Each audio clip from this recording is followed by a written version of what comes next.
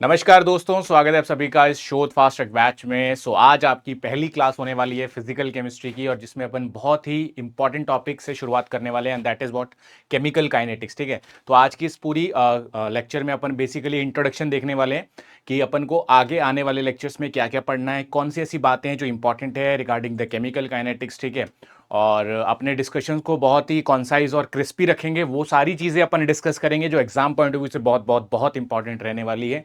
सबसे पहले तो अपन not only for the chemical kinetics, बस ऑल्सो जब अपन लाइक और दूसरे भी चैप्टर पढ़ रहे होंगे, जैसे कि सॉलिड स्टेट या फिर क्वांटम केमिस्ट्री या फिर इलेक्ट्रोकेमिस्ट्री, है ना। इलेक्ट्रोकेमिस्ट्री जो दूसरे सब्जेक्ट्स में आपको पढ़ाएंगे, ठीक है, जो टीचर पढ़ाएंगे या जो भी है, उन सब में आपको सबसे पहले तो ये बताया जाएगा कि आगे पढ़ना क्या है ना। आगे आने वाली जो स्टोरीज होंगी उनमें पढ़ना क्या है आपको, because this is very very important in order to understand the chapter, है ना। चैप्टर समझने के लिए बहुत बहुत बहुत अनिवार्य होता है कि आपको उस चैप्टर में पढ़ना क्या क्या है। ठीक है, तो सबसे पहले तो अपन इसी की चर्चा करेंगे। केमिकल काइनेटिक्स एक बहुत ही खूबसूरत चैप्टर है, ठीक है, बहुत ही मजेदार चैप्टर है। और इसमें सबसे पहले जैसे कि मैंने बोला कि इसका इंट्रोडक्शन देखेंगे, फिर सिलेबस देखेंगे, फिर अपन इसकी कहानी को पढ़ना शुरू कर देंगे। बड़ा आसान है, सिंपल है, क्योंकि पुराना चैप्टर है ना। आप इससे बहुत बार रूबरू हो चुके हैं, कक्षा 12वीं में भी ये था, बैचलर्स में भी था, मास्टर्स में भी है, और अभी भी पढ़ रहे हो। तो केमिकल काइनेटिक्स एक बड़ा ही मजेदार और इंपॉर्टेंट टॉपिक बन जाता है, ठीक है, एग्जाम पॉइंट ऑफ व्यू से। तो बात करते हैं केमिकल काइनेटिक्स की। तो केमिकल काइनेटिक्स में अपन को सबसे पहले तो एक बात पता है, जो सभी बच्चे मुझे लाइक एग्री करेंगे इस बात से, जो मैं अभी बताऊंगा अभी, कि सर केमिकल काइनेटिक्स मतलब कि the branch that deals with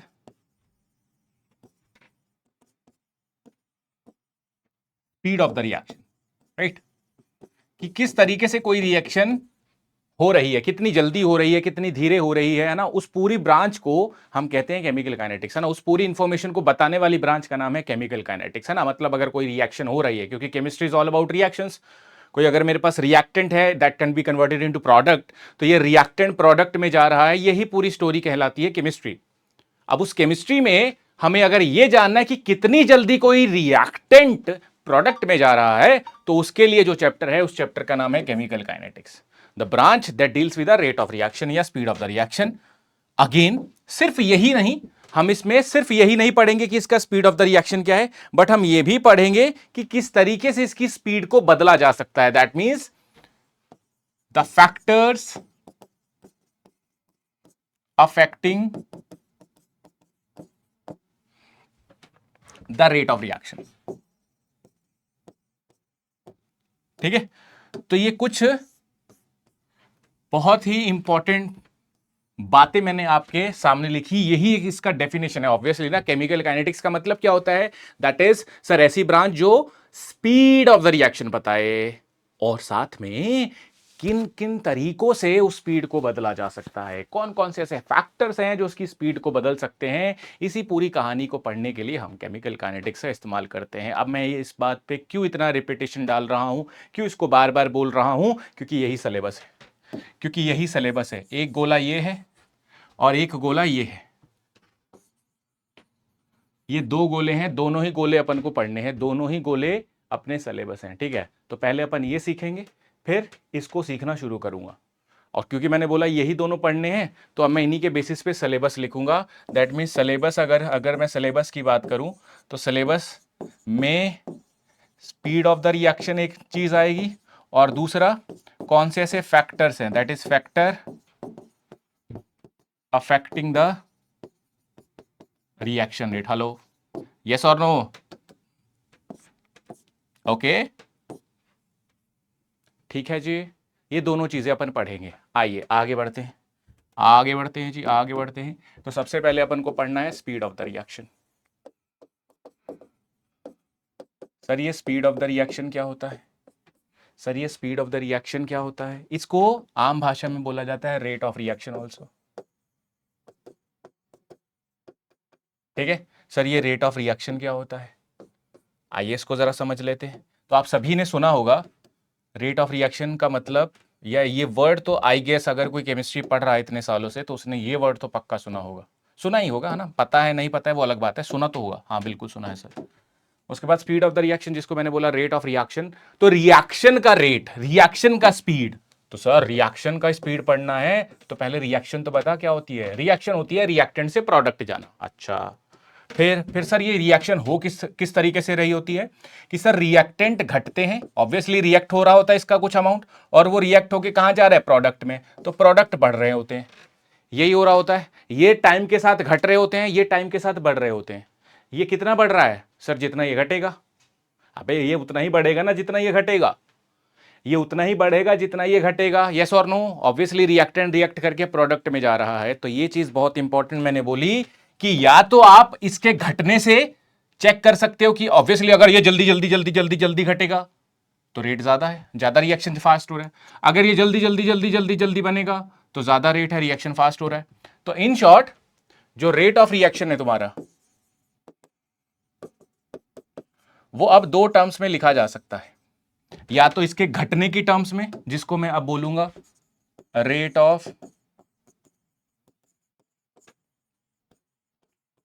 disappearance of reactant, और दूसरा rate of appearance of product. इन दोनों के टर्म्स में अपन बोल सकते हैं rate of disappearance of the reactant and rate of appearance of the product. ठीक है, यही कहलाता है आपका, और दैट इज अपीयरेंस और डिसअपियरेंस का रेट। इसी को कई बार ऐसा भी बोला जा सकता है, दैट इज और करके लिख लो, rate of consumption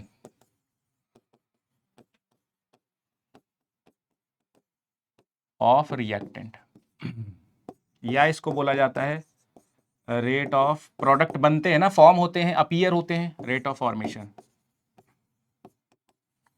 of product. ठीक है, तो ये कुछ टर्म्स हैं जो मैंने आपके सामने लिखी। अभी अपन एक एक करके इन सारे टर्म्स को समझना शुरू करते हैं। सबसे पहले तो जैसा कि मैंने पहले बोला कि सर अगर एक रिएक्टेंट है और अगर वो प्रोडक्ट में जाएगा, यही केमिकल रिएक्शन है। अगेन जब टाइम जीरो है तो ये सारा का सारा R1 है और ये कुछ नहीं है, ऑब्वियसली ना P1 कुछ नहीं होगा। मान ले इनिशियल बोल रहा हूं, इनिशियल टाइम जीरो का मतलब क्या होता है कि यहां पे ये वाला टाइम जीरो की बात नहीं कर रहा हूं मैं। टाइम जीरो का मतलब ये है कि इनिशियली अभी रिएक्शन चला नहीं, अभी कटोरी में मैंने बस रिएक्टेंट ही लिया, अभी रिएक्शन चला नहीं है। दैट मीन सारा का सारा रिएक्टेंट ही है, प्रोडक्ट अभी कुछ नहीं बना है। फिर मैंने कहा सर अगर मान लो कुछ टी समय के लिए अगर मैंने रिएक्शन चला दिया तो इसका कंसंट्रेशन मान ले R2 हो गया, इसका कंसंट्रेशन मान ले P2 हो गया, बोलो रे। ठीक है, तो अब इसका P2 कंसंट्रेशन जीरो नहीं होगा, मान ले मैंने कहा जी P2 इसका कुछ कंसंट्रेशन हो गया, इसका R2 हो गया। अब जैसा कि मैंने आपको पहले ही बताया था बच्चों, ध्यान से सुनना, मैंने बोला था जब रिएक्टेंट घटता है और प्रोडक्ट बनता, भी तो रिएक्शन हो रहा है ना भाई, ये घटेगा, रिएक्ट हो रहा है, रिएक्ट रिएक्ट रिएक्ट हो रहा है, और रिएक्ट होके कहां जा रहा है, प्रोडक्ट में जा रहा है, प्रोडक्ट में जा रहा है, यस और नो। तो सर जब समय जीरो था, टाइम जीरो था, इनिशियली था, तो R1 था। कुछ टाइम के बाद जब मैं रिएक्शन चलाऊंगा तो उसका कंसेंट्रेशन घटना है, घटना है, तो R2 कम ही होगा, R2 कम होगा पक्का।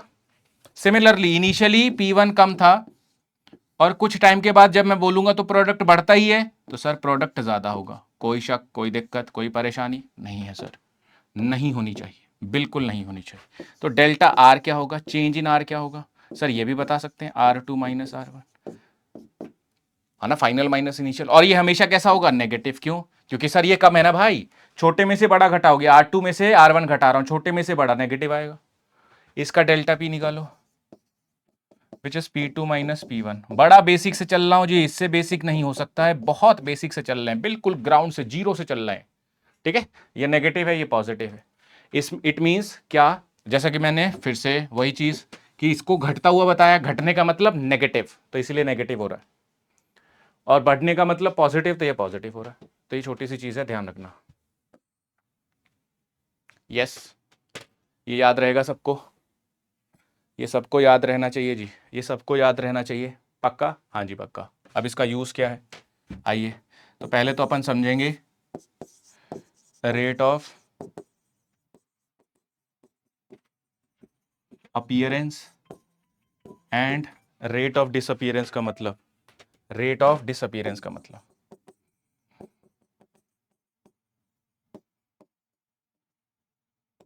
ठीक है, अब रेट ऑफ अपीयरेंस और डिसअपीयरेंस क्या है, तो इसको कई बार मैं शॉर्ट फॉर्म में ऐसा भी लिखूंगा, रेट ऑफ अपीयरेंस, ठीक है, और रेट ऑफ डिसअपीयरेंस। ध्यान रखना, जो डिसअपीयर होता है, जो गायब होता है, जो खत्म होता है, वो कौन सा होता है? रिएक्टेंट। ठीक है, तो मैं यहां पे ये भी लिख सकता हूं, rate of appearance of products, products appear होते हैं, और rate of disappearance of reactants, reactant disappear होते हैं। अच्छा, अगेन इसमें रिएक्टेंट और प्रोडक्ट कौन से होते हैं? सर जो एरो की इस तरफ होते हैं वो रिएक्टेंट होते हैं, एरो के उस तरफ वाले प्रोडक्ट होते हैं। चलो जी, बहुत बढ़िया।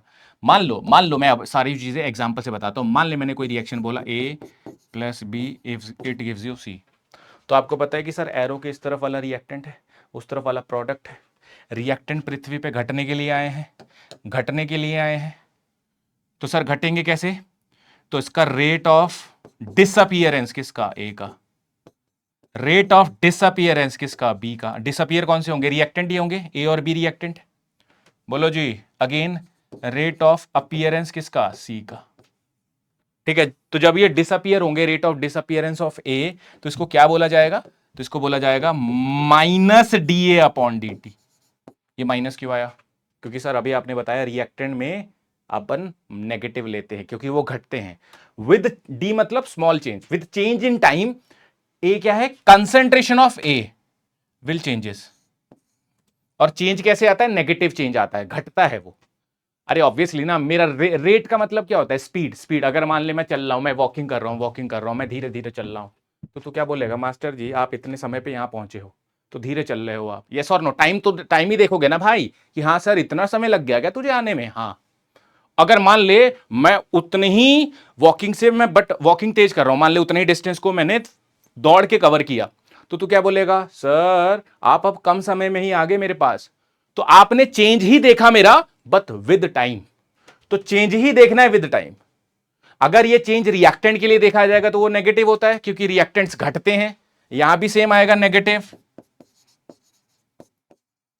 और यहां आएगा जी पॉजिटिव।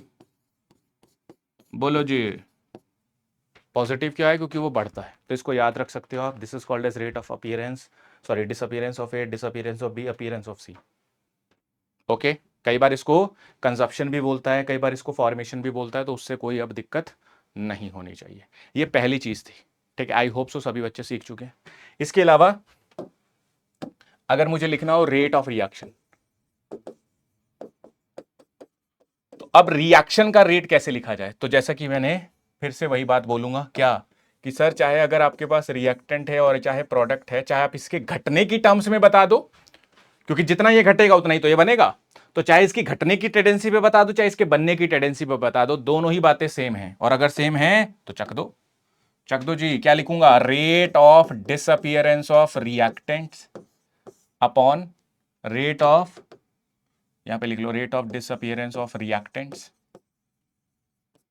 या फिर मैं इसी को रेट ऑफ रिएक्शन को या तो इसकी डिसअपीयरेंस की टर्म में रिप्रेजेंट कर सकता हूं या अपीयरेंस की टर्म में, rate of appearance of product.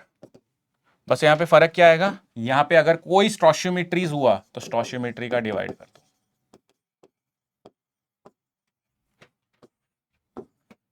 Stoichiometry का डिवाइड कर दो। ठीक है, स्टोशियोमेट्री का अपन डिवाइड कर दे।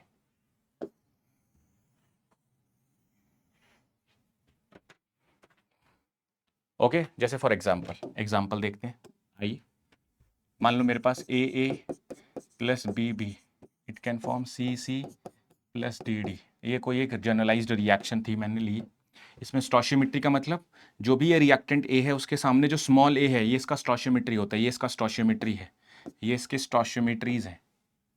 ठीक है, these are called as the stoichiometries. ठीक है, अब मुझे इसका अगर रेट लिखना है तो मैंने लिखा rate of disappearance of A, है ना? ऐसे लिखा था अपन ने। देख, रेट ऑफ रिएक्शन क्या होगा? Sir rate of disappearance of reactant, reactant क्या है? A। या फिर मैं लिख सकता हूँ rate of disappearance of reactant B, या rate of appearance of reactant, sorry rate of appearance of product C, या फिर rate of appearance of D। कुछ नहीं किया मैंने। अबे भाई ये प्रोडक्ट, ये रिएक्टेंट है तो ये घटेंगे, ये प्रोडक्ट है तो ये बनेंगे, तो वही लिखा है। ये डिसअपीयर हो रहा है, डिसअपीयर हो रहा है, फॉर्म हो रहा है, फॉर्म हो रहा है। ओए ठीक है। अब सर इसके डिवाइड में इसका स्टोशियोमेट्री है, बी सी डी आंसर। हाँ जी, जैसे फॉर एग्जांपल अगर सवाल आया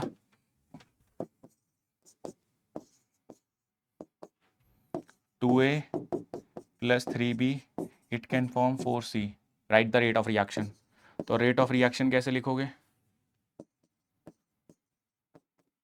तो इसका रेट ऑफ डिसअपीयरेंस, अब ध्यान दीजिएगा, इसको आप ऐसा भी सोच सकते हो, ये जो ऊपर वाला लिखा मैंने, इसमें ये रेट ऑफ डिसअपीयरेंस क्या है, कैसे लिखा जाएगा? अभी मैंने बताया था सर, अगर रिएक्टेंट है तो माइनस आएगा, minus D upon D T. ये क्या आएगा sir? Minus D B upon D T. ये क्या आएगा sir? Plus D C upon D T. ये क्या आएगा sir? Plus D D upon D T. और इसके डिवाइड में इसका स्टोशियोमेट्री क्या है? A B C D. ठीक है, कई बार इसको पलट के भी लिखा जाता है, 1 upon A minus D upon D T, 1 upon B minus D B upon D T, 1 upon C D C upon D T, 1 upon D D D upon D T. ठीक है, देख लो जी, that is what your rate of reaction.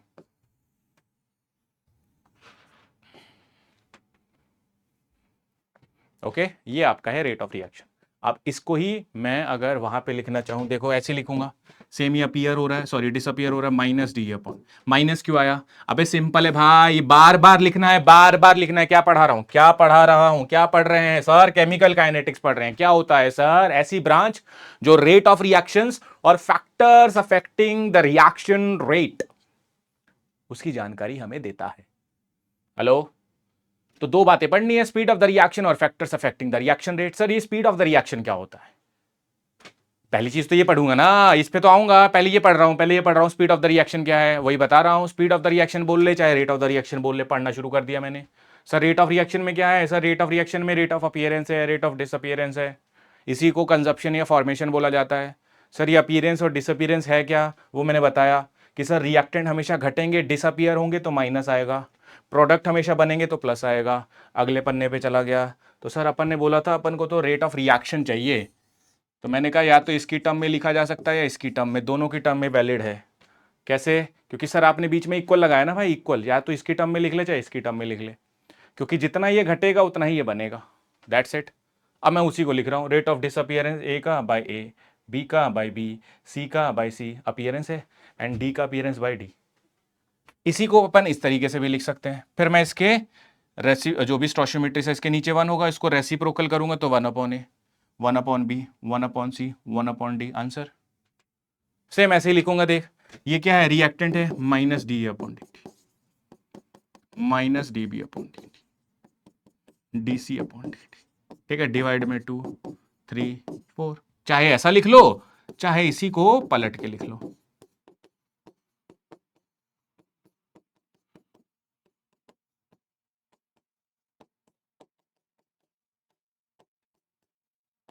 लोच, आई hope सो आपको ये सब चीज समझ आ गई होगी, आई होप सो,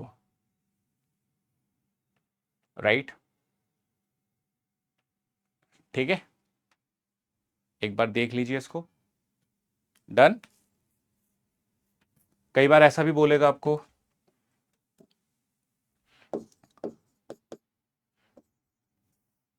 अब इस पे सवाल कैसे आते हैं सारा एक बार सवाल देख लेते हैं।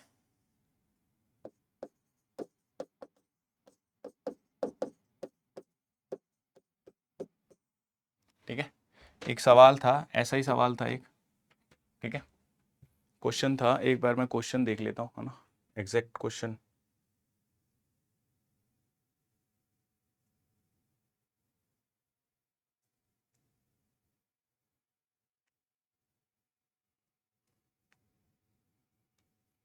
या लिख लो आप लोग, ऐसे लिख लो।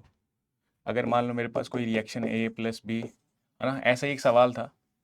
आप अभी ईयर हटा दो, आप अभी पहले एक जनरल सवाल कर लो, फिर उसके बाद ईयर वाला लिख दूंगा। ठीक है, उसके बाद अपन वो सवाल कर लेंगे, पहले एक बार अपन इसको कर लेते हैं। मान लो अगर मैं आपको कहता हूँ रेट ऑफ डिसअपियरेंस ऑफ ए कितना है, 3 इंटू 10⁻⁻⁴ मीटर पर सेकेंड। मोल पर लीटर पर सेकेंड। ठीक है, अगर ये आपको दे रखा है रेट ऑफ डिसअपियरेंस, तो मुझे बताओ rate of appearance of P कितना होगा, पहला। दूसरा, rate of disappear of B कितना होगा। ठीक है, तो ये आपको बताना है। सवाल समझ आया? एक रिएक्शन दे रखा है, रिएक्शन में अपीयरेंस का रेट दे रखा, सॉरी डिसअपियरेंस ऑफ ए का रेट दे रखा है, अपीयरेंस ऑफ पी पूछा है, डिसअपियरेंस ऑफ बी पूछा है। अब देखो देखो, जब भी ऐसा सवाल आए कि जिसमें अपीयरेंस दे रखा है, डिसअपियरेंस पूछा है, डिसअपियरेंस दे रखा है, अपीयरेंस पूछा है, दोनों दे रखे हैं, रेट ऑफ रिएक्शन पूछा है, मतलब क्या, अगर अपीयरेंस डिसअपियरेंस नामक कोई भी शब्द सवाल में दिखता है और आपको एक रिएक्शन दे रखा है, तो उस रिएक्शन के लिए आप रेट पहले चिपका दो, रेट लिख डालो, रेट लिख डालो भाई, रेट रेट लिख डालो। देखो जी, देखो जी, ये क्या होगा, minus D A upon D T, minus D B upon D T, D P upon D T, divide में 2, डिवाइड में 3, डिवाइड में 1।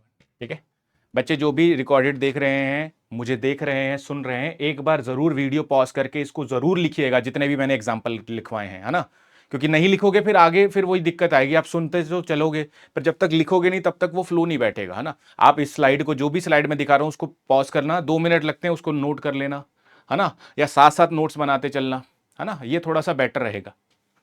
चलिए, ये आ जाएगा 1/2 minus D A upon D T, 1/3 minus D B upon D T, and here we have D P upon D T. आदत पड़ जाएगी। देखो ऐसा होता है कई बार ना, हम ना सब्जेक्ट से टूट चुके होते हैं ना, छूट चुके होते हैं, हमारा सब्जेक्ट का लिंक छूट चुका है ना। ऑब्वियसली ना, बहुत सारे ऐसे बच्चे होंगे, कोई ऐसा भी बच्चा होगा जो अभी बहुत बढ़िया पढ़ रहा होगा, बहुत लगातार टच में है, बट बहुत सारे ऐसे बच्चे होते हैं ना, ऑब्वियसली ना, कि सर प्रेपरेशन छूट चुकी है, 3 महीने हो गए, 4 महीने हो गए हैं, या पढ़ाई नहीं है, अभी फ्रेश देख रहे हैं सर। तो उन सभी बच्चों को बताता हूं, सबके साथ ऐसा होता है भाई।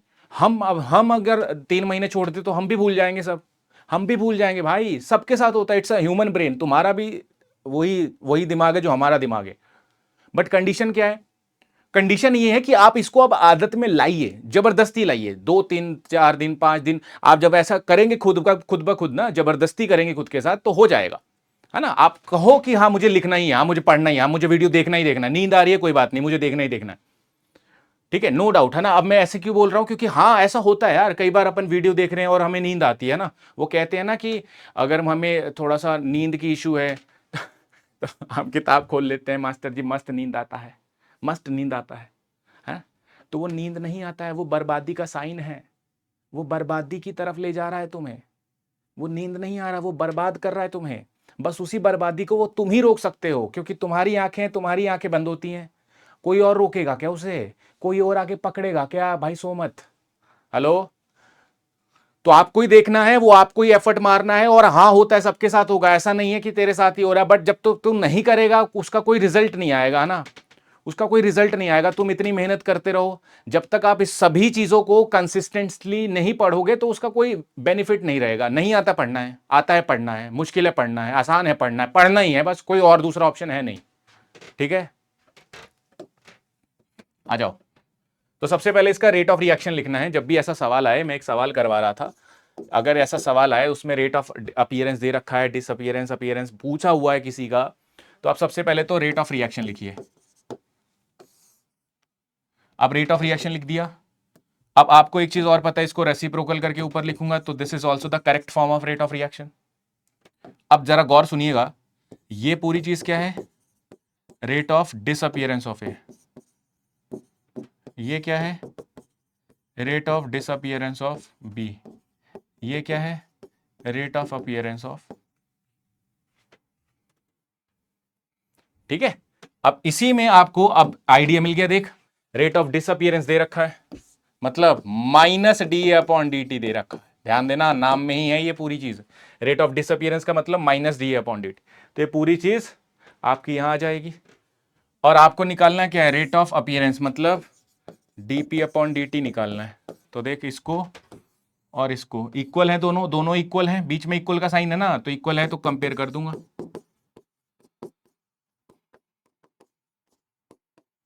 ठीक है, इस माइनस को भी ले जा, 2 को भी ले जा, या फिर सिंपली 1/2 है ही, minus D upon D T का वैल्यू कितना है 3 आंसर। तो D P upon D T कितना आ गया 1.5 इंटू 10⁻⁻⁴, ये कट जाएगा ना, 1.5 आएगा, तो पहले का आंसर ये आ गया।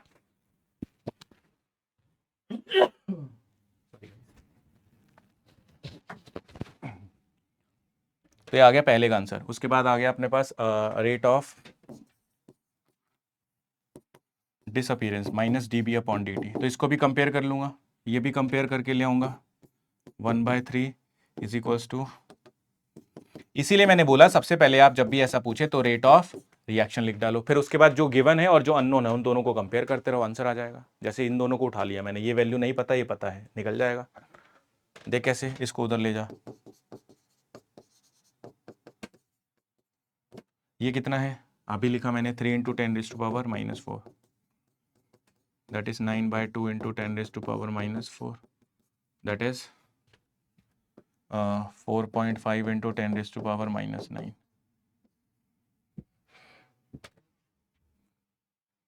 सो आई होप सो आपको ये चीज़ें समझ आई होंगी। सेम ऐसा ही सवाल है, नेट का सवाल है एक, है ना, सेम डिट्टो ऐसा एक नेट में सवाल पूछा गया है, नेट का भी ऐसा ही एक क्वेश्चन है।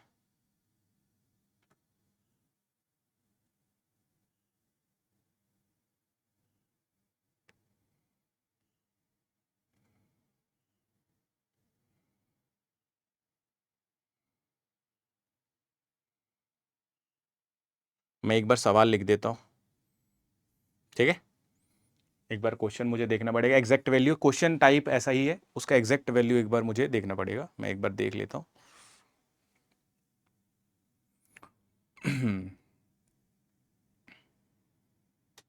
चलिए,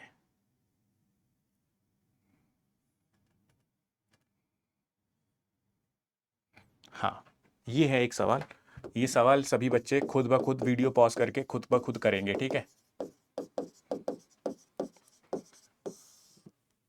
सवाल क्या है, अगर 2a है प्लस b है, इट कैन फॉर्म 3z। आपसे पूछ रहा है if the rate of consumption,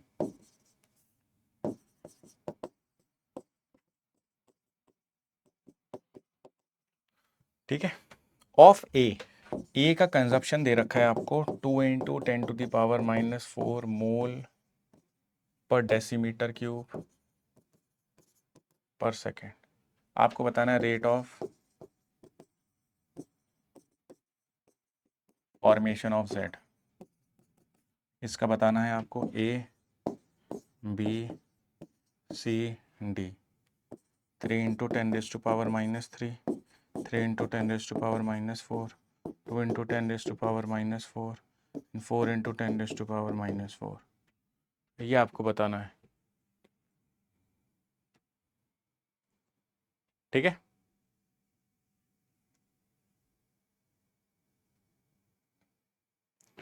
अब एक बार आप वीडियो पॉज करो और इसको सॉल्व करो, ठीक है। आइए मैं भी यहाँ पे सॉल्व कर देता हूँ इसको। तो मैंने अभी बताया था सर, अगर मान लो एक रिएक्शन दे रखी है और उसमें ऐसा बोल रखा है कि रेट ऑफ कंजप्शन दे रहा हूँ, फॉर्मेशन बताओ, या फॉर्मेशन दे रहा हूँ कंजप्शन बताओ, तो जब भी ऐसा कुछ बोला हो सबसे पहला कर्म धर्म क्या है सर, रेट ऑफ रिएक्शन लिख देंगे। तो अब आई होप सो सबको लिखना आ चुका है, ये रिएक्टेंट है, माइनस आएगा, minus D upon D T divide by 2, ऐसा हर जगह लिखना है पूरी काइनेटिक्स में, इसलिए बता रहा हूं ये लिखना आना चाहिए। Again minus D B upon, minus क्यों आया, क्योंकि रिएक्टेंट है ना, इसका चेंज देखना कंसेंट्रेशन का विद टाइम, और इसका स्टोशियोमेट्री 1 है। अगेन प्लस आएगा यहाँ, क्यों, क्योंकि सर ये प्रोडक्ट है, इसका स्टोशियोमेट्री 3 है, सॉल्व करो, 1/2 minus D upon D T minus D B upon D T D Z upon D T. लो जी, सो आई होप सो आप सभी बच्चे ये एक्सप्रेशन तो बना ही सकते हैं। अब सवाल में क्या दे रखा है, क्या पूछा है, वो वहां पे आ जाओ। कंजप्शन का मतलब sir D A upon D T है ना, जो कंज्यूम हो रहा है, घट रहा है, दैट इज 2 इंटू 10⁻⁻⁴, और फॉर्मेशन निकालना है मतलब कि डी जेड अपॉन में डी टी, ये जो बन रहा है ये निकालना है। ध्यान रखना ये पूरा रेट ऑफ रिएक्शन है, हेलो, सिर्फ इतना ही रेट ऑफ अपीयरेंस है of A, sorry disappearance of A, सिर्फ इतना ही रेट ऑफ डिसअपीयरेंस है बी का, सिर्फ इतना ही रेट ऑफ अपीयरेंस है जेड का। ठीक है, जब स्टोशियोमेट्री से डिवाइड कर दूंगा तब वो रेट बनेगा। देखो मैंने अभी लिखा था यहां, ये rate of disappearance of reactant, appearance of reactant तो अलग बात है, बट जैसे ही मैं यहां पे स्टोशियोमेट्रीज का डिवाइड कर दूंगा तब ये जाके रेट ऑफ रिएक्शन बनेगा। ठीक है, तो जब सवाल में वो पूछे अपीयरेंस और डिसअपीयरेंस का रेट, तो अब आप यहां से ऐसे बता सकते हैं। तो आपको डी अपॉन डी टी पता है, D Z upon D T निकालना, इन दोनों को इक्वेट कर रखा है, तो इन दोनों को बाहर ले आओ और आंसर निकाल दो।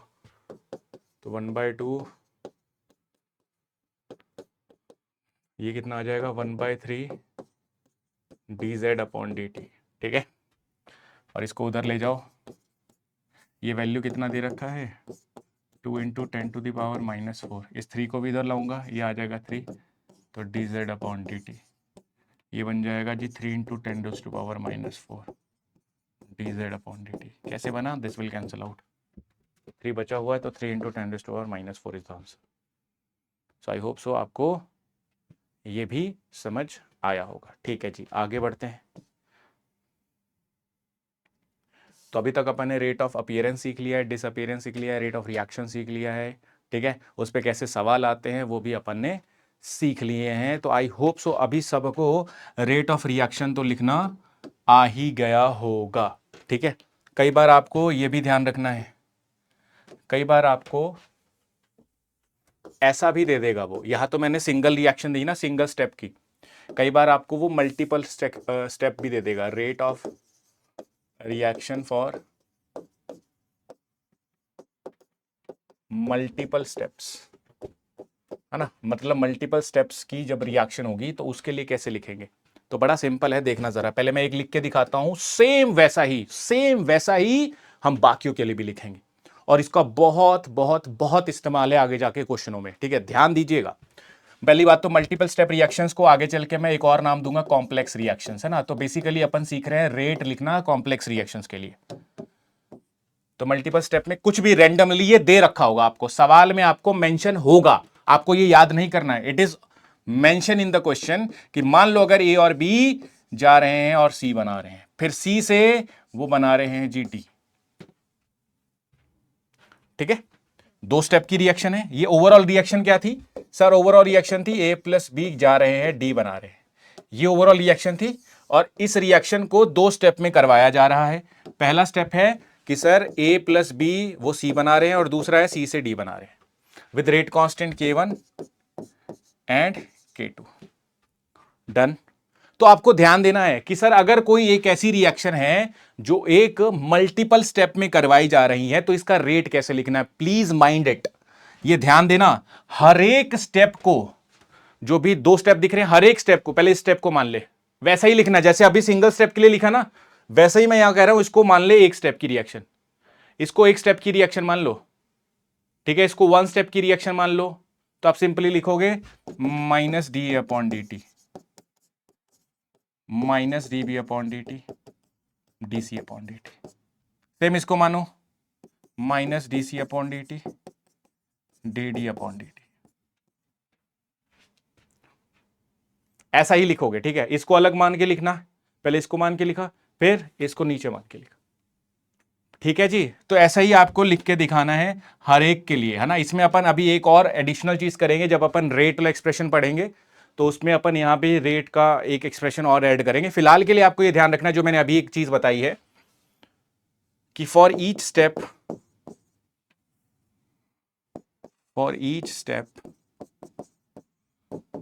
इन कॉम्प्लेक्स रिएक्शन मतलब एक से ज्यादा स्टेप वाली रिएक्शन, अगर 2 स्टेप की रिएक्शन दिख रही है मतलब वो कॉम्प्लेक्स रिएक्शन है, 3 दिख रही है तब भी कॉम्प्लेक्स है, 4 है तब भी है, एक से ज्यादा स्टेप की रिएक्शन को कॉम्प्लेक्स रिएक्शन बोलेंगे। कि for each step in the complex reaction, हमने अभी बोला कि the rate is written separately, या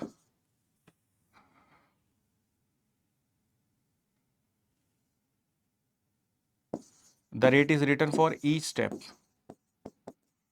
individually,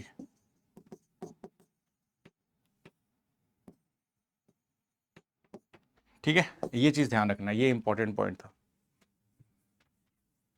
ये इंपॉर्टेंट पॉइंट था, ध्यान दीजिएगा। कई बार आपको ऐसा भी बताएगा वो,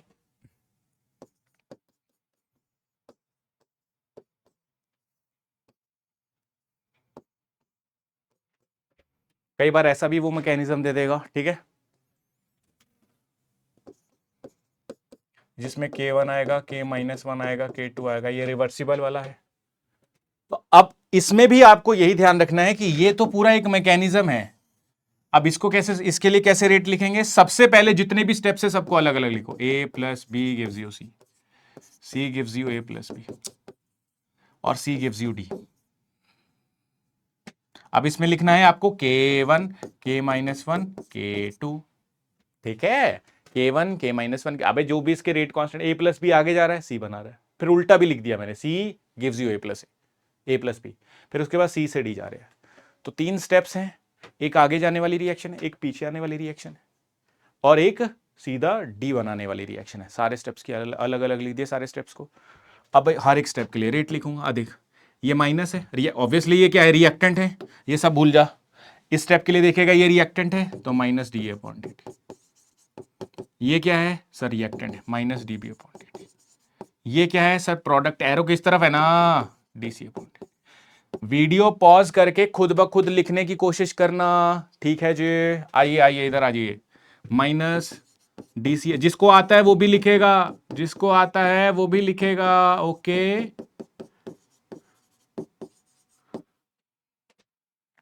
ये क्या आएगा सर, ये रिएक्टेंट है, minus D C upon D T, D D upon D T, K two C. अभी अपन देखेंगे अभी कि कैसे के टू सी, जो मैंने अभी बोला कैसे आता है वो रेट लॉ एक्सप्रेशन पढ़ेंगे तब पता लगेगा। फिलहाल के लिए आपको इस तरीके से ध्यान रखना है, जितने भी मल्टीपल स्टेप्स की रिएक्शन होंगी, कॉम्प्लेक्स रिएक्शंस होंगी, उनके लिए रेट हर एक स्टेप के लिए लिखा जाएगा। आई होप सो ये क्लियर होगा आपको, ठीक है। मैं थोड़ा सा साइड इसलिए हट जा रहा हूं ताकि आप एक बार इसको देख लेंगे, वीडियो पॉज करनी हो तो कर सकते हो। डन, चलिए आगे बढ़ते हैं। तो अब आई गेस सबको रेट ऑफ द रिएक्शन लिखने में कोई इशू नहीं रहेगा। रेट ऑफ रिएक्शन में आपको एक रिएक्टेंट ध्यान रखना है, प्रोडक्ट ध्यान रखना है, ठीक है, और उसके बेसिस पे आपको आंसर करने हैं।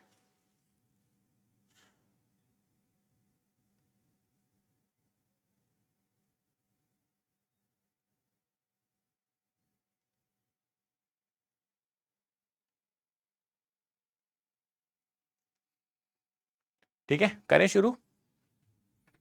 आइए आगे बढ़ते हैं, आगे बढ़ते हैं जी, आगे बढ़ते हैं। आगे अपन पढ़ेंगे, अपन ने पहला अपना बिंदु खत्म कर लिया है, रेट ऑफ रिएक्शन क्या होता है, रेट ऑफ अपीयरेंस क्या होता है, रेट ऑफ डिसअपीयरेंस क्या होता है, स्टोइचियोमेट्री का। कई बार मैं ना आपको उधर दिखता हुआ नजर आऊंगा, वहाँ पे स्क्रीन लगी हो तो मेरा ध्यान कई बार उधर चला जाता है, बट नेवर माइंड, ओके। या तो अपन ने factor affecting the reaction rate भी पढ़ा था। Factor affecting the reaction rate में अब अपन को जो जो फैक्टर्स हैं, फैक्टर अफेक्टिंग का मतलब क्या होता है, फैक्टर अफेक्टिंग का मतलब होता है कि सर अगर कोई रिएक्शन हो रही है, वो रिएक्शन किस तरीके से बदली जा सकती है, उसका स्पीड किस तरीके से बदला जा सकता है, कॉन्सेंट्रेशन बढ़ा दूं, टेम्परेचर बढ़ा दूं, प्रेशर बढ़ा दूं, किस तरीके से बदल दूं उसको, तो उसको बदलने का क्या तरीका है, और बची हुई सारी काइनेटिक्स वही है ना। एक पार्ट तो यही है, अभी मैंने बताया, ओ भाई ओ, एक तो पढ़ना स्पीड ऑफ द रिएक्शन, हो चुका है, हो चुका है, हो चुका है, हो चुका है। दूसरा factors affecting the reaction rate, factors affecting the reaction rate. आजा आजा गुड्डू।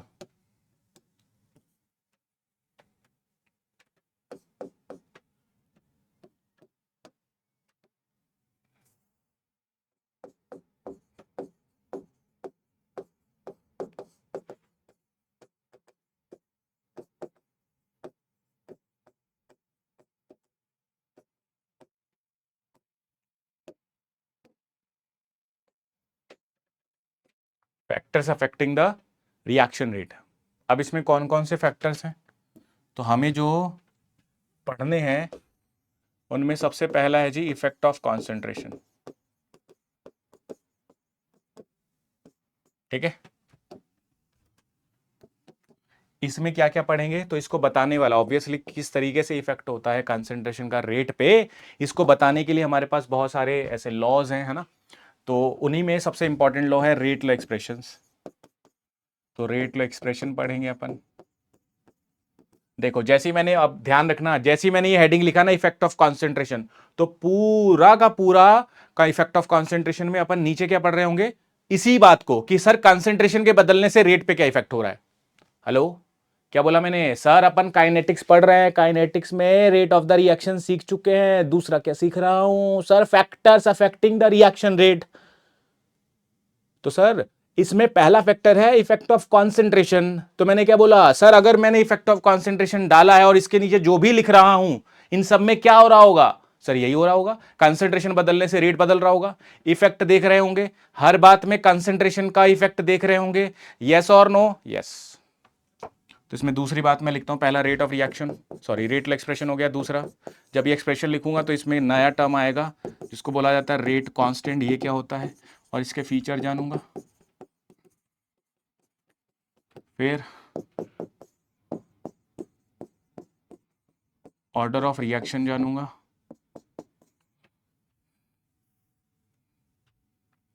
फिर इसी में जानूंगा kinetics of different order of the reaction,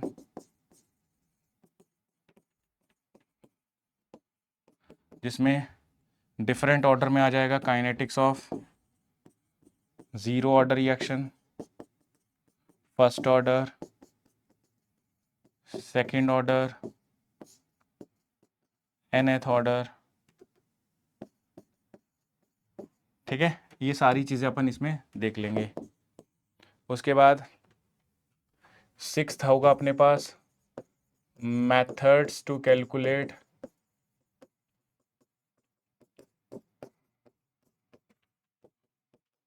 order of reaction. कौन कौन से ऐसे मेथड्स हैं जिससे अपन ऑर्डर ऑफ रिएक्शन निकाल सकते हैं, ठीक है, वो भी अपन सीखेंगे। फिर उसके बाद सिक्स्थ पॉइंट होगा, ये सब में क्या हो रहा होगा फिर से मैं बता दूं, अपन हेडिंग क्या पढ़ रहे हैं सर, पहला फैक्टर है इफेक्ट ऑफ कॉन्सेंट्रेशन, ये भी effect of concentration, concentration concentration concentration, इन सब में वही चीज पढ़ रहे होंगे। उसके बाद methods to calculate different order of the reaction, ये भी अपन पढ़ेंगे। उसके बाद अगला जो हमारा हेडिंग होगा वो होगा kinetics of complex reaction. Kinetics of complex reaction, complex reaction की काइनेटिक्स में क्या पढ़ेंगे अपन, तो इसमें पहला पढ़ेंगे जी complex reaction and its feature. उसका फीचर देखूंगा किस तरीके से कॉम्प्लेक्स रिएक्शन होती है, उसका फीचर क्या होता है। दूसरा टाइप्स ऑफ कॉम्प्लेक्स रिएक्शन,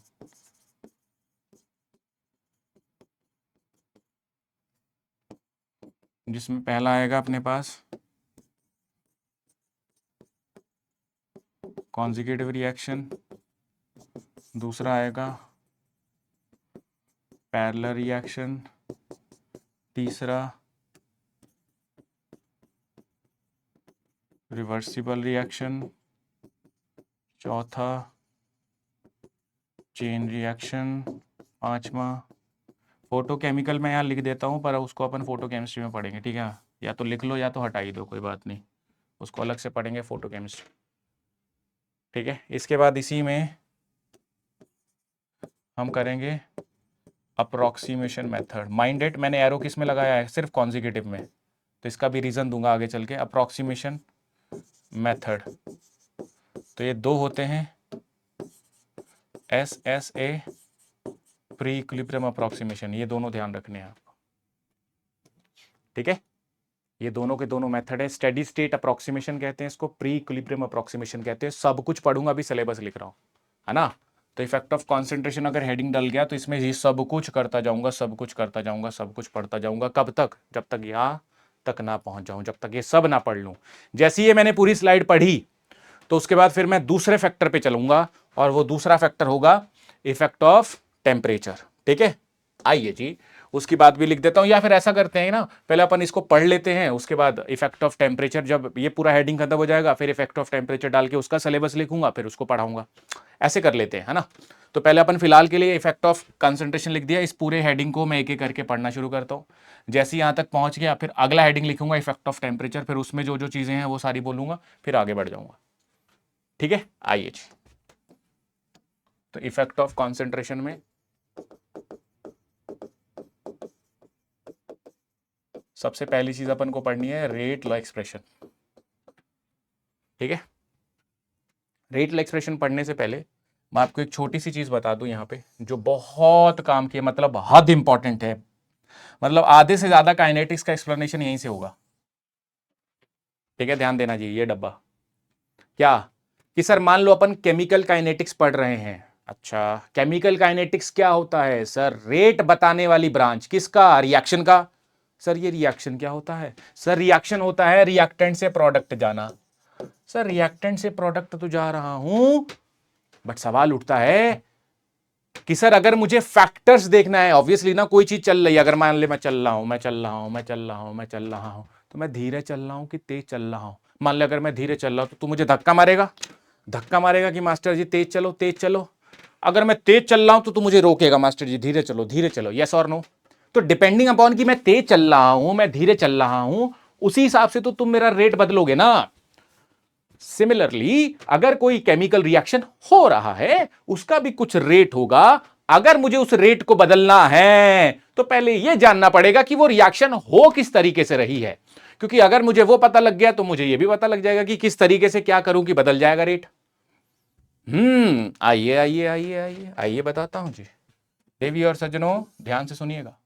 मान लो अगर मेरे पास कोई रिएक्टेंट है, तो सबसे पहले क्या होता है, रिएक्शन कैसे होती है सर? सबसे पहले हम जब लैब में जाते हैं तो मास्टर कहते हैं लैब कोट कहां है तुम्हारा। ठीक है, तो शुरुआत वहां से होती है कि लैब कोट कहां है ना? आई प्रोटेक्टर कहां है तुम्हारा? ग्लव्स कहां है पहले शुरुआत वहां से होती है। प्रैक्टिकल फाइल पूरी है कि नहीं, वहां से शुरुआत होती है। हाँ ठीक है, वो सब चेक हो गया। फिर तुम कटोरी उठाते हो, कटोरी में ढूंढते हो कि कहां कहां भैया, कहां कहां HCl है, HNO3 कहां है, बगल वाले से पूछते हो कहां HNO3 है भाई, कहां स्ट्रेस, NaOH कितना लेना है, कितने चम्मच डालूं, अबे कितने चम्मच डालूं, तो सब पूछते हो ना तुम। That means before doing the reaction आप क्या कहते हो, दो रिएक्टेंट अलग अलग हैं, उसको उठाते हो और फिर मिलाते हो रिएक्शन करवाने के लिए। हाँ ना बोल, हाँ ना बोल। पहले रिएक्टेंट्स को उठा के मिलाना पड़ेगा सर, बिना मिलाए तो रिएक्शन हो ही नहीं सकता भाई। दैट मीन्स सबसे पहला step, interaction between reactant is must. अब मुझे बताओ, एक बार तुमने रिएक्टेंट मिला दिया तो क्या तुम्हें उसमें नजर आ रहा है कि भैया क्या कर रहे हैं रिएक्टेंट? अब NaOH का मॉलिक्यूल दिखता है क्या तुम्हें? नहीं दिखता है ना भाई। वो तो मॉलिक्यूलर लेवल पे कुछ ना कुछ चेंजेस कर रहे हैं, बस उन्हीं चेंजेस को मैंने अब कहानी की टर्म में बता देना है। ठीक है, क्या कि सर अगर रिएक्टेंट है, रिएक्टेंट मैंने मिला दिए तो उनमें इंटरेक्शन हो रहा है। अब इंटरेक्शन हो रहा है तो अब ऑब्वियसली ना, दो बंदों को एक ही कमरे में रख दिया तो बातचीत तो होगी, इंटरेक्शन तो होगा, कुछ ना कुछ तो गर्मा गर्मी होगी, है ना? बर्तन खड़केंगे, हाँ जी, लड़ाई झगड़ा होगा, यस। तो जैसे ही मैंने इंटरेक्शन किया तो अब उनमें कोलिजन होगा।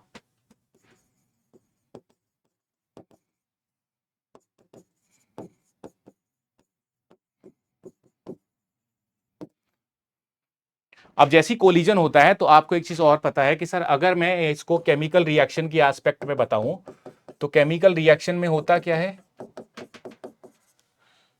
सर? मान लो अगर ये रिएक्टेंट था तो पहले ए बी बॉन्ड था, तो सर ये हुआ ही होगा कि ये टूटे होंगे, क्योंकि ए के साथ पहले बी था, फिर ए के साथ डी बन रहा है, तो सर ये टूटे होंगे और जुड़े होंगे। जैसे ही मैंने इन दोनों को मिलाया होगा, इनमें इंटरेक्शन हुआ होगा, इनमें कोलिजन हुआ होगा और इनमें बॉन्ड ब्रेकिंग हुआ होगा, एंड बॉन्ड फॉर्मेशन हुआ। और उसी से ऑब्वियसली ना, पहले ए बी था, है ना? पहले ए बी था, ए के साथ बी जुड़ा हुआ था, अब ए के साथ डी जुड़ा हुआ है। तो अगर एटम्स अलग अलग जुड़े हैं तो उनका बिहेवियर भी अलग अलग होगा। अबे भाई अगर HCl है और HF है, ये दोनों सेम है क्या?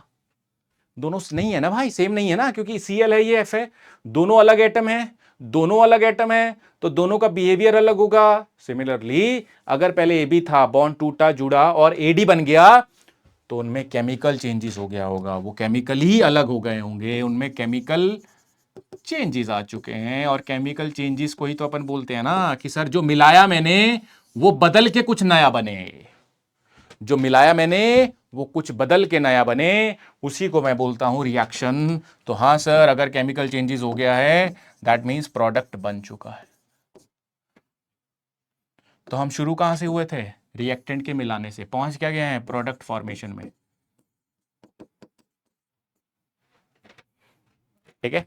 तो इन्हीं सारे स्टेप्स को मैं अब एक बार फिर से बोलूंगा कि सर जब मैंने रिएक्टेंट मिलाया तो मान ले उनमें इंटरेक्शन ज्यादा हो रहा है, ज्यादा इंटरेक्ट कर रहे हैं, ज्यादा जल्दी जल्दी जल्दी जल्दी कोलाइड कर रहे हैं, तो सर ज्यादा जल्दी जल्दी जल्दी जल्दी बॉन्ड टूटेंगे, ज्यादा जल्दी जल्दी जल्दी जल्दी बॉन्ड टूटेंगे तो वो ज्यादा जल्दी जल्दी जल्दी जल्दी प्रोडक्ट में जाएगा। यस और नो? इट मींस जल्दी जल्दी जल्दी जल्दी जल्दी जल्दी जल्दी, अगर ये सब कुछ जल्दी जल्दी हो रहा है तो रेट ऑफ रिएक्शन भी कैसा होगा? जल्दी। अबे ऑब्वियसली ना, रिएक्टेंट से प्रोडक्ट जाना ही रेट ऑफ रिएक्शन है। अगर ये जल्दी जाएगा तो रेट ऑफ रिएक्शन ज्यादा है, धीरे जाएगा तो रेट ऑफ रिएक्शन कम है। तो मैंने वही बोला, अगर मान ले इंटरेक्शन ज्यादा है, कोलिजन ज्यादा है, बॉन्ड ब्रेकिंग बॉन्ड फॉर्मेशन ज्यादा है, केमिकल चेंजेस ज्यादा कर है, तो दैट मीन्स प्रोडक्ट फॉर्मेशन भी जल्दी हो जाएगा। और इसी तरीके से मेरा रेट ऑफ रिएक्शन डिपेंड करता है। अब देखो ये पूरी चीज क्यों बताई मैंने, क्योंकि इस पूरी चीज से हमें सर फैक्टर समझने थे। ये कैसे समझ आ रहा है सर? आइए समझाता हूं। देखो अब एक चीज पक्का है कि मान ले अगर कोलिजन ज्यादा हो रहे हैं तो ज्यादा जल्दी बॉन्ड बनेंगे, जो बॉन्ड टूटेंगे, और ज्यादा जल्दी प्रोडक्ट फॉर्मेशन होगा। ठीक है, तो कोलिजन ज्यादा तो रेट ऑफ रिएक्शन ज्यादा, ऐसा लिख सकता हूं। Rate of reaction is directly proportional to number of collisions between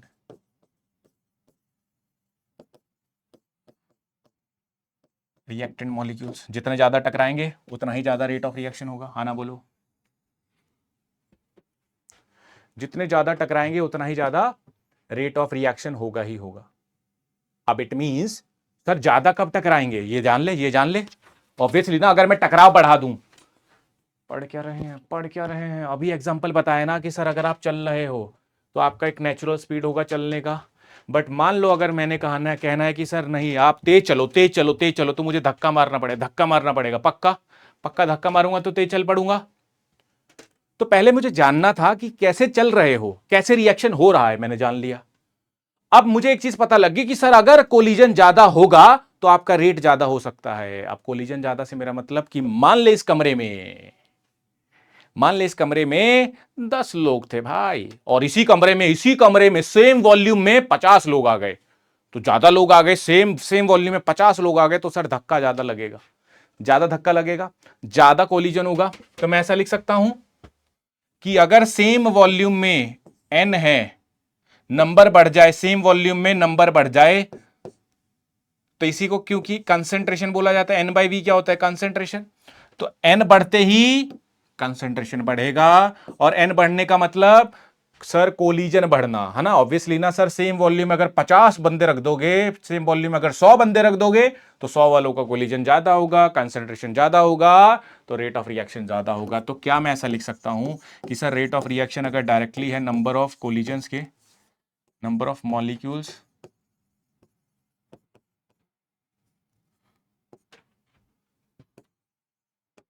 doing collision,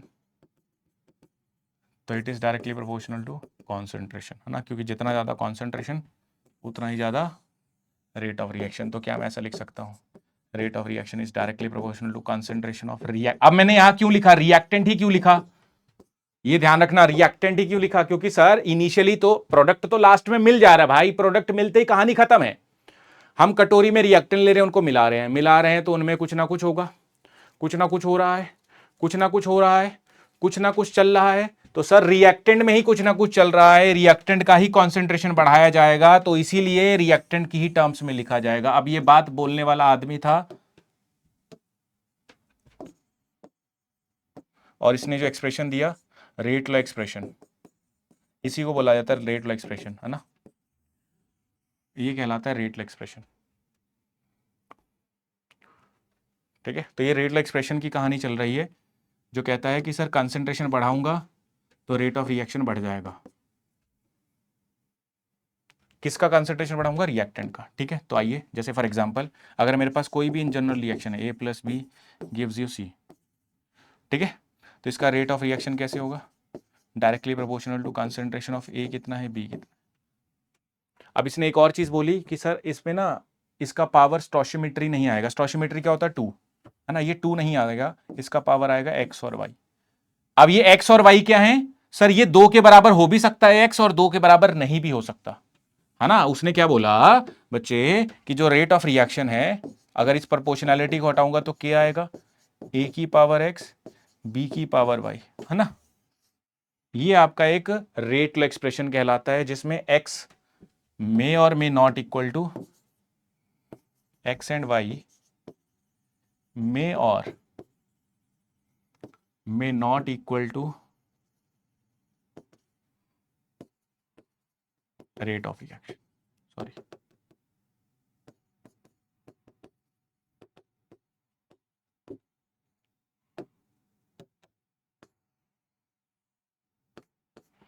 मे और may not equal to stoichiometry. ठीक है, मतलब ये दो हो भी सकता है, नहीं भी हो सकता। सर ये हमें कैसे पता चलेगा कि ये दो है कि दो नहीं है? तो इसीलिए मैंने आपके सामने ये लिखा है, methods to calculate order. Order order इसको बोला क्या जाएगा? ऑर्डर। इस पूरी चीज को क्या बोला जाएगा? ऑर्डर, है ना। जैसे मैं लिखूं अगर, तो इसको बोला जाएगा एक्स क्या है? Order with respect to A. Y क्या है? Order with respect to B. ठीक है, एक्स प्लस वाई क्या है? That should be N, which is called as order of reaction. और जो के है उसको बोला जाता है रेट कांस्टेंट। ठीक है, उसको कहा जाता है जी रेट कांस्टेंट। तो ये पूरी चीज को बोला जाता है रेट कांस्टेंट। ये आपका आ गया एक्स, ये आपका आ गया वाई। तो इसमें कुछ कुछ नई टर्म्स आ रही हैं, वो अपन को अब सीखनी है। ये कहलाता है rate law expression.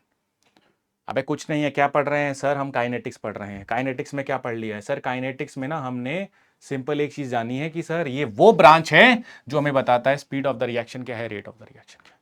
Speed of the reaction क्या है, रेट ऑफ द रिएक्शन क्या है। स्पीड ऑफ द रिएक्शन क्या है, रेट ऑफ द रिएक्शन क्या है, और कौन से ऐसे तरीके हैं जिससे मैं उनको बदल सकता हूं। हाँ ठीक है सर। पहला, sir speed of the reaction कैसे लिखा जाए? तो sir speed of the reaction में अपीयरेंस है, डिसअपीयरेंस है, उनका दोनों के टर्म्स में कुछ अपन ने सवाल भी कर लिए हैं। दोनों के टर्म्स में रेट भी लिख सकते हैं। हाँ सर बिल्कुल लिख सकते हैं। फिर उसके बाद अपन ने जाना कि sir factors affecting the reaction rate कौन कौन से फैक्टर है। मैंने कहा पहला फैक्टर है कॉन्सेंट्रेशन। अच्छा सर कॉन्सेंट्रेशन में क्या क्या पढ़ना है? तो मैंने वही आपको बताया। पहले मैंने सिलेबस लिखा आपके सामने कि ये पढ़ना है इफेक्ट ऑफ कॉन्सेंट्रेशन में। क्या? Rate law expression. क्या? रेट एंड रेट कांस्टेंट का और उसका फीचर। क्या? Order of the reaction, zero, first, second, nth order तक का काइनेटिक्स पढ़ना है। फिर methods to calculate order of the reaction पढ़ना है। फिर काइनेटिक्स ऑफ कॉम्प्लेक्स रिएक्शन पढ़ना है। फिर कॉम्प्लेक्स रिएक्शन उसकी फीचर जाननी है। फिर टाइप्स ऑफ कॉम्प्लेक्स रिएक्शन में consecutive, parallel, reversible, chain reaction ये पढ़ना है। फिर कॉन्जिक्यूटिव रिएक्शन में दो अप्रोक्सीमेशन मेथड पढ़ने हैं। तो ये आपका एक अभी एक सिलेबस है पहले इफेक्ट ऑफ कंसंट्रेशन का। ठीक है, फिर मैंने पहला पढ़ना शुरू किया रेट लो एक्सप्रेशन। फिर मैंने वो समझाया आपको किस तरीके से आता है कि हाँ ये क्यों लिखा जाता है, रेट ऑफ रिएक्शन डायरेक्टली ही क्यों होता है कंसंट्रेशन ऑफ द रिएक्टेंट्स के, तो इस वजह से होता है। अब मैं इसी को अगले पन्ने पे लेके जा रहा हूं और आपको बता रहा हूं फिर से ये रेट लो एक्सप्रेशन।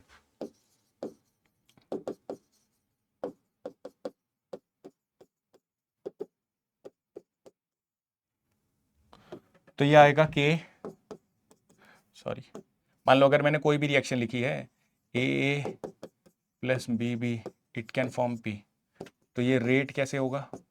रेट होगा, मान लिया अगर इसका रेट कांस्टेंट के है तो उसका रेट कांस्टेंट के, कंसंट्रेशन ए और बी का। अब रेज टू पावर क्या आएगा?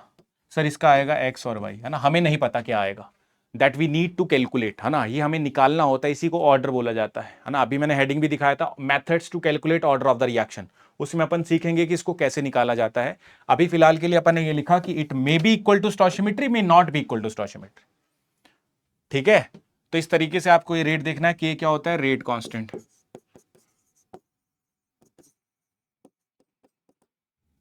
ठीक है, और एक्स और वाई के बारे में मैं लिख ही चुका हूं। एक्स और वाई क्या है? That is order of the reaction. तो अब मेरे पास एक तो ये नई टर्म आ रही है और दो एक एक्स और एक वाई आ रहा है, मतलब ऑर्डर ऑफ द रिएक्शन आ रहा है। तो इन दोनों टर्म्स को अब मुझे समझना है।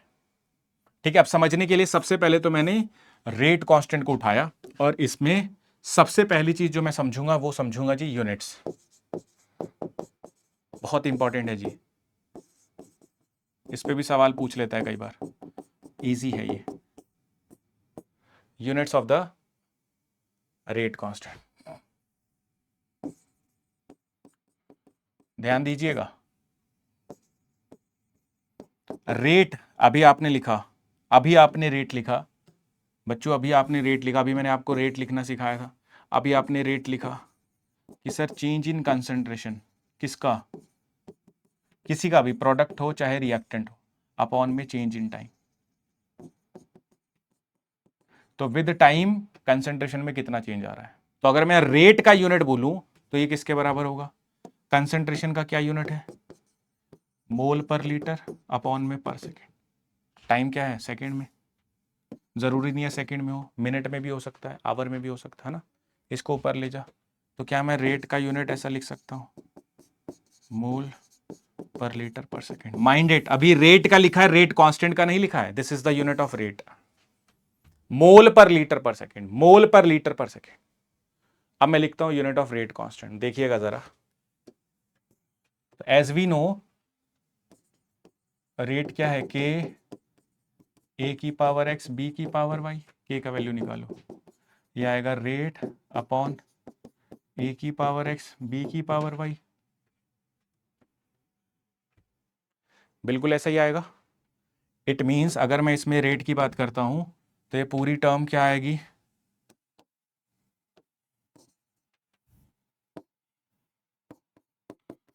मोल पर लीटर पर सेकेंड, और ये आ जाएगा जी कॉन्सेंट्रेशन की पावर एक्स कॉन्सेंट्रेशन की पावर वाई।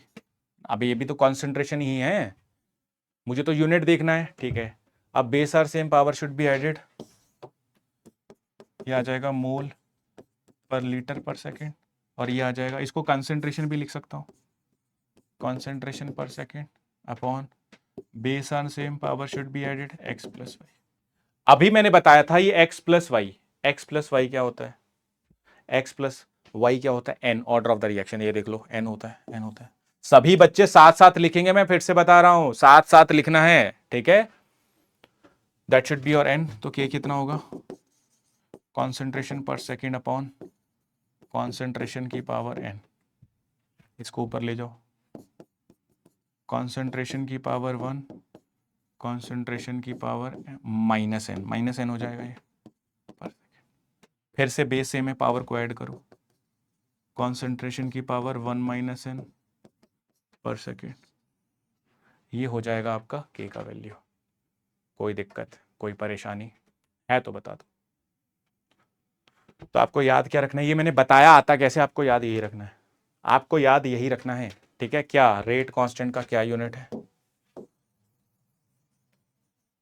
के है जी कॉन्सेंट्रेशन की पावर वन माइनस एन पर सेकेंड, ठीक है, ये आपका यूनिट है।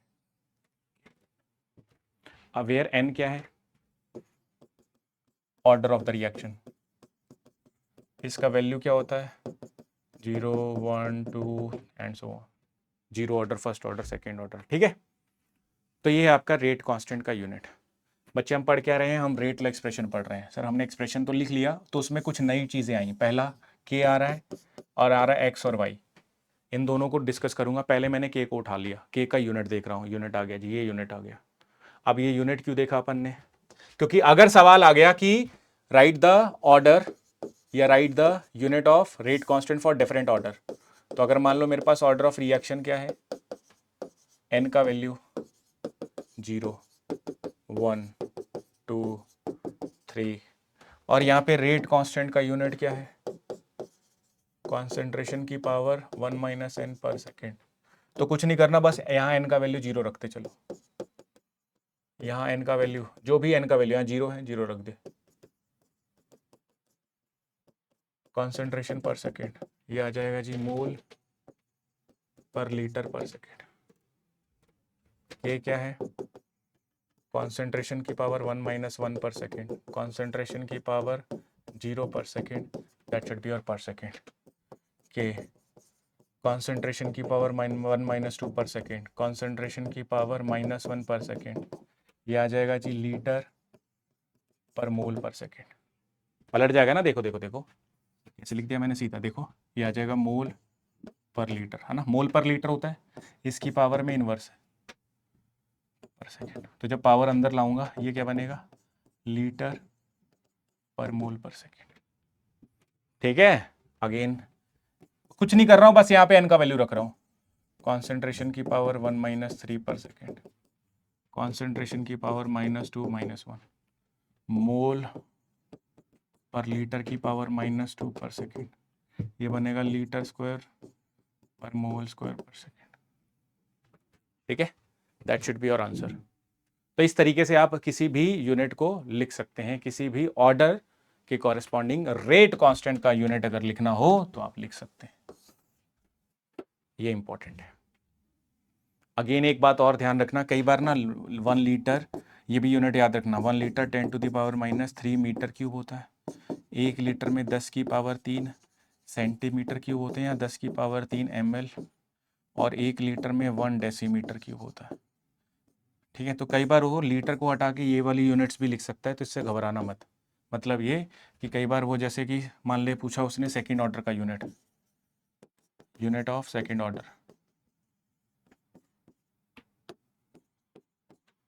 तो के क्या होगा, तो आपको पता है सर के का फॉर्मूला है कॉन्सेंट्रेशन की पावर 1 - n पर सेकेंड, है ना। ये यूनिट निकालने का है, कॉन्सेंट्रेशन की पावर -1 पर सेकेंड, क्या आ जाएगा जी, मोल पर लीटर की पावर -1 पर सेकेंड। इसको अंदर ला, लीटर पर मोल पर सेकेंड, या तो ऐसा लिख देगा, या लीटर की जगह कई बार लिख देगा डेसीमीटर क्यूब, या लीटर की लिख देगा मीटर क्यूब, या ml लिख सकता है, तो कैसे मर्जी वो लिख सकता है। ठीक है,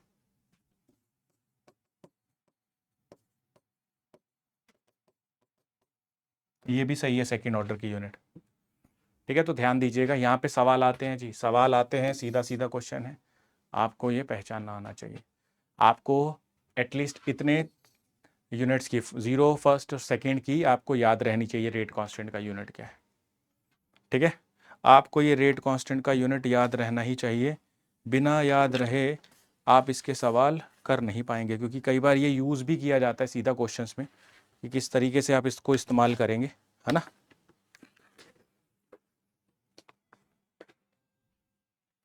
कई बार ये सीधा यूज़ भी किया जाता है क्वेश्चंस में, है ना। तो ये चीज़ ध्यान रखना, रेट कांस्टेंट का यूनिट क्या है, ये आप एक बार रिवाइज करके आना। आज की क्लास में एक तो अपन ने रेट ऑफ रिएक्शन सीखा है, रेट ऑफ अपीयरेंस सीखा है, रेट ऑफ डिसअपीयरेंस सीखा है। ठीक है, तो इन सबको आप एक बार रिवाइज करके आइएगा। ठीक है, आपको ये सारी चीज़ें एक बार पढ़ के आनी है। अगली क्लास में आती है अपन कुछ सवाल करेंगे जो CSIR नेट के होंगे इसके बेसिस पे। ठीक है, और फिर अपन उससे आगे बढ़ जाएंगे अगले डिस्कशंस पे, जो कि अपना होगा फीचर ऑफ रेट कांस्टेंट, फिर जो ऑर्डर ऑफ द रिएक्शन की कहानी है। ठीक है, बड़ा सिंपल है, आप एक बार ट्राई कीजिएगा। और इसको पढ़ने का तरीका मैं बता चुका हूँ, क्योंकि ये कंप्लीटली रिकॉर्डेड है, बहुत बेस्ट है बच्चों, बहुत बेस्ट है। कंटेंट आपको उतना ही मिलेगा, इनफैक्ट ज़्यादा ही मिल रहा है। ठीक है, तो आपको टू द पॉइंट सारी चीज़ें बताई जा रही हैं, बढ़िया तरीके से आप इसके नोट्स बनाओ। ठीक है, बना रखे हैं फिर भी बनाओ, एक बार बनाओ, कोई रफ सी कॉपी उठा लो और उसके लिखो, एटलीस्ट लिखो। ठीक है, इसको लिखो, और साथ में अगर कोई क्वेश्चन मैं करवाता हूं तो उसको पहले पॉज करके खुद ट्राई किया करो। डन, ठीक है, चलिए बाकी अपन कल मिलेंगे नेक्स्ट क्लास में। ठीक है जी, बाय बाय, शुक्रिया जी।